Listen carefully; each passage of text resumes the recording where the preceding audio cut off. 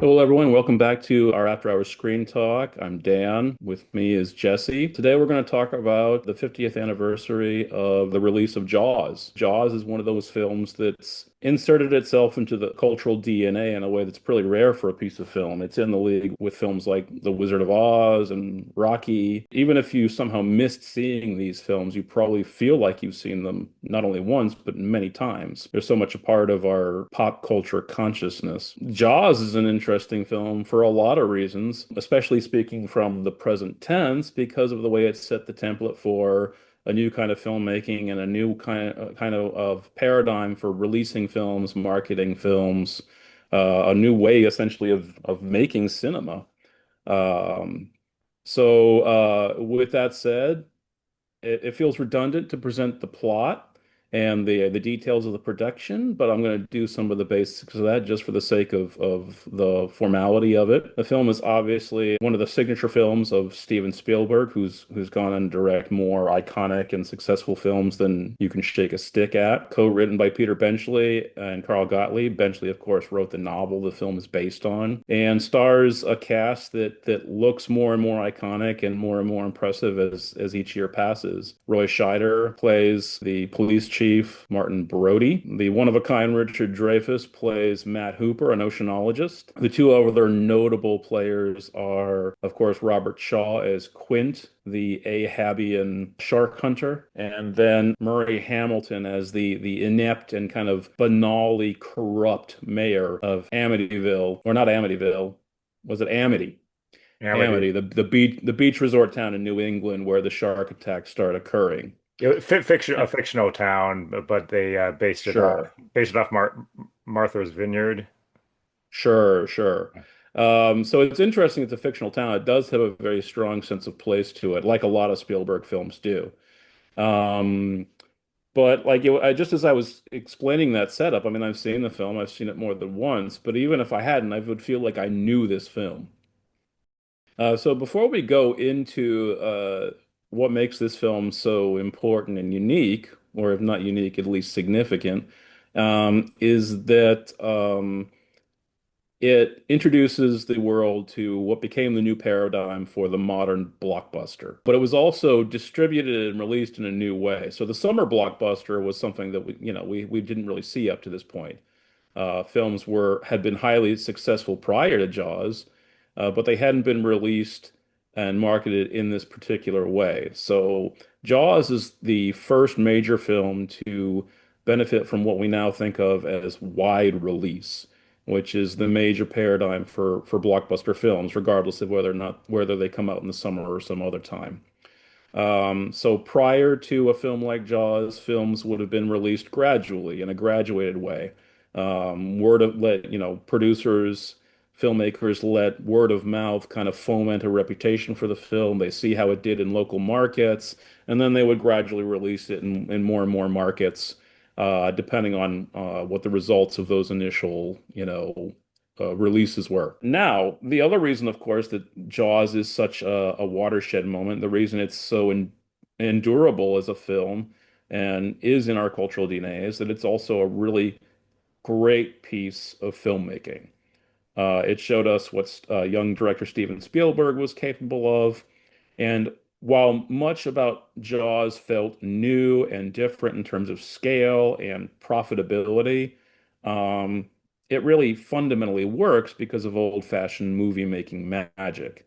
And we can certainly talk a little bit about that as well.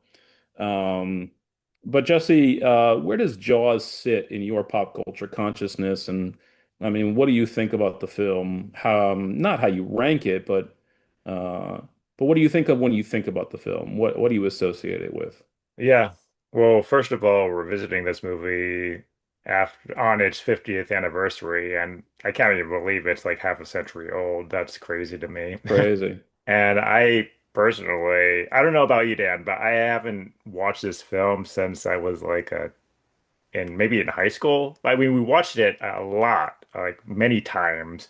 Hmm. as kids. We loved that movie. We ate that shit up. And we loved any kind of creature Yeah. feature. At a primal level, that's what I think of when I think of Jaws. It just gave me as a kid this like old school thrilling horror slash adventure movie experience. Oh yeah, big, bold Hollywood filmmaking. And like I said, I think one of the reasons this film works and still thrills us nowadays when we watch it, even though it's half a century old, is that it does have that flavor of a major Hollywood production. All right, that's what's not new about the film.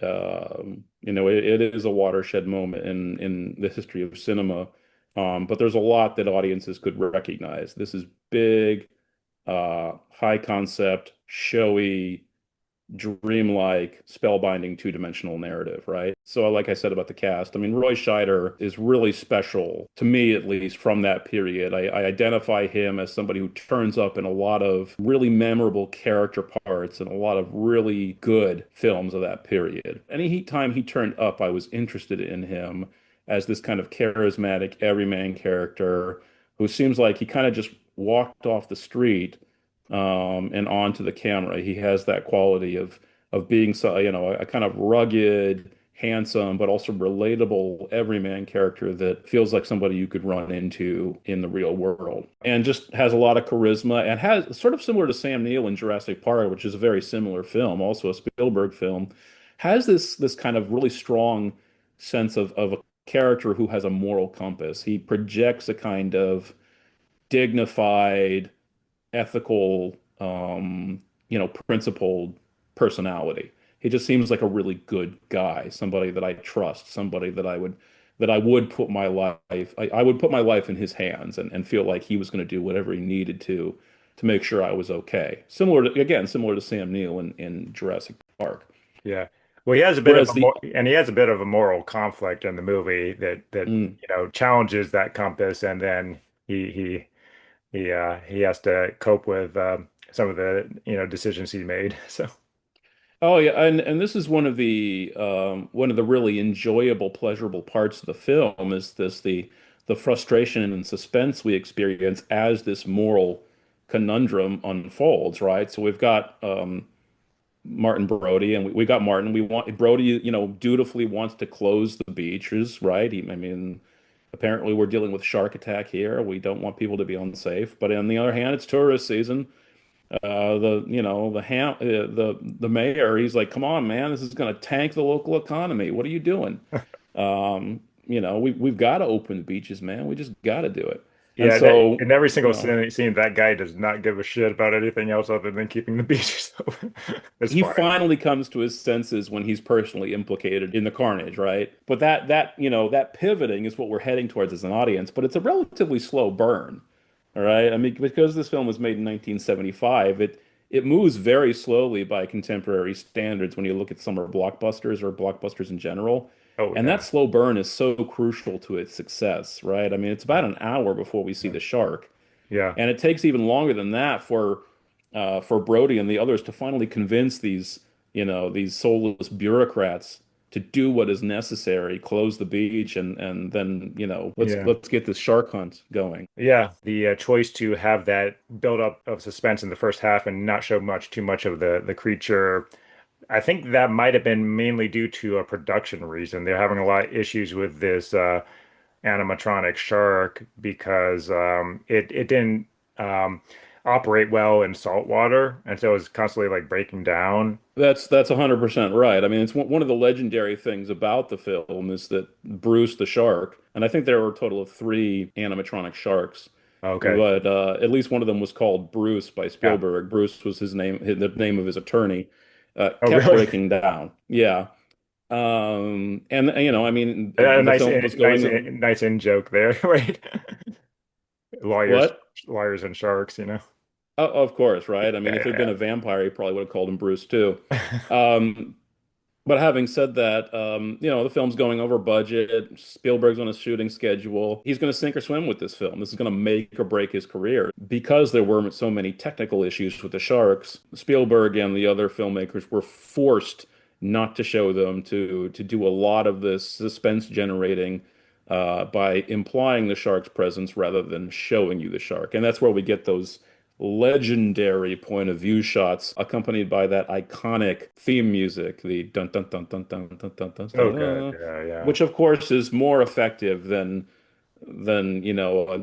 a shark that's either a model or a CGI'd creature would have been, right? Yeah, yeah. I gotta say, like, when we see the shark, when we finally do see it, maybe this is just the fact that it's basically from my era and I saw it when I was young. I still think it looks pretty impressive. I mean, I think it works when we see the shark. Um, Yeah. I know a lot of people who think this thing looks so fake. This is so stupid. I just can't come along with them. I still think it looks pretty impressive, but I think one of the reasons it works is that you don't see it very often. Yeah, yeah. If you're looking at the context in which this was made and where effects were at, I mean, it looks realistic enough. And then you get those close-up shots when it's coming out and with its jaws wide open, and those are still effective, you know. They still give you a little bit of a visceral jolt. It's bloodier than I remember it. I don't know if it's the first of its kind, but it's definitely, I think, the most famous and kicks off this subgenre of films about malevolent animals, right? Yeah, Um, well, I mean, one of the things we could talk about, which I mean, we're not going to get into the weeds with this, but is this a horror film, right? It's often discussed as a horror film, but one of the things that people talk about is like, is it really a horror film if it's just an animal run amok, right? Um, right? Does that count? I mean, doesn't the monster have to be supernatural for it to be a horror film? So yeah, that's one of the discussions that we could have. But one of the things that's, I think, really scary about the film and about films like it, these evil animal movies, is that, the shark doesn't behave the way a shark is supposed to behave. One of the things that I think pushes us in the direction of thinking of this film as a horror movie is that the shark behaves in a monstrous way. It behaves unnaturally. It doesn't, sharks don't target people, right? When shark attacks happen, they happen by accident, with yeah, exceptions. yeah, So the great whites, for instance, I mean, they like sea turtles and things like that. If they attack a human, it's probably because they mistook us for one of their preferred prey items. yeah, Um, but here, at least this thing is actually going after and intentionally targeting humans and doing it in this really kind of malevolent and cruel way. So it's behaving in a way that implies a kind of unnatural intelligence. We don't sympathize with the mayor, but if you really think about it, why wouldn't the mayor behave as he's behaving? It's like sharks don't target people, right? Why would he think that this is something that's going to be an imminent threat? Because for the most part, it just isn't. I mean, shark attacks do happen, but we don't close beaches for them. yeah, yeah, Yeah. yeah, yeah. And as to whether it's a horror movie, I think it's like a genre mashup, you know. It feels like a Mm, part adventure, part horror. You know, the opening opens like a traditional generic slasher movie on a beachside with absolutely. with a bunch of teenagers, and then things don't end well there. So it has a lot of those like kind of what would become slasher tropes. But Is it's interesting because Jaws is the film we can talk about as influencing the direction of horror cinema, yeah. and including slasher films.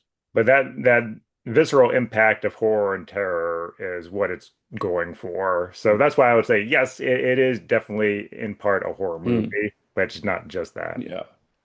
Yeah.